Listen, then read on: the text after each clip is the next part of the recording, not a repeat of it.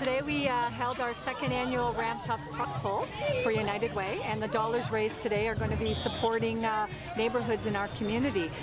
Windsor has the highest proportion of low-income people living in very low-income neighborhoods, and so United Way is actually working right directly with residents and neighborhoods to help to strengthen them.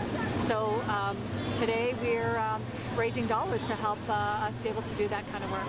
Yeah, we did. We had 18 teams. Last year we had 11. We don't know the final tally of what this event raised. Our goal was 30,000. We do know that we exceeded that. So it's been a fabulous event sponsored by Chrysler Canada and the Chrysler Foundation, and the weather held out, so it was a fabulous day.